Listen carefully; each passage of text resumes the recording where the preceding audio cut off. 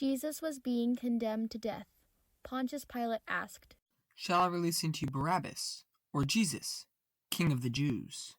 We want Barabbas! "I am innocent of this man's blood. See to it yourselves." Jesus had already been flogged. He was tired and weary, but picked up his cross and started walking to Calvary. The cross was heavy, and Jesus stumbled to the ground. He slowly got up and continued the journey. The crowd mocked and spat at him.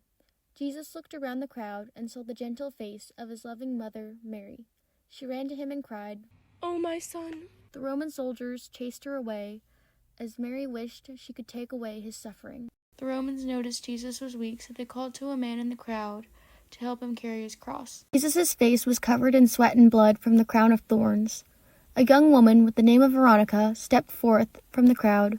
She went up to Jesus and said, "Here, take this." Veronica wiped his face, and out of gratitude, an image of him appeared on the cloth. The cross is very large, and Jesus fell once again. He hardly had any strength to get up. Jesus persevered and kept moving forward. As he went, Jesus noticed a group of women mourning for him. He said, "Daughters of Jerusalem, do not weep for me, but weep for yourselves and your children." Jesus had almost arrived at Golgotha, the place of the skull. The weight of the cross was too much to bear, and he tripped on the ground one final time. Jesus wanted to lie there, but with every ounce of strength he had left, he pulled himself back up. Jesus has made it to his destination. They stripped him of his clothes and are ready to crucify him. Jesus is laid on the cross. The soldiers nail his hands and feet. A sign is also nailed to the cross, saying, "Hail, King of the Jews!" People had mocked Jesus, shouting, He saved others. Why can't he save himself? Come down from the cross if you are really God! There were 2 thieves crucified with him, one on his right, the other on his left.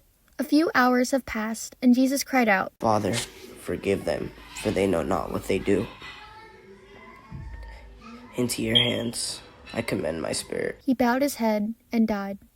The ground shook, the sky darkened, and the veil in the temple was torn in two. Jesus had been dead for a few hours. Joseph of Arimathea went to Pilate asking, "May I take down the body of Jesus?"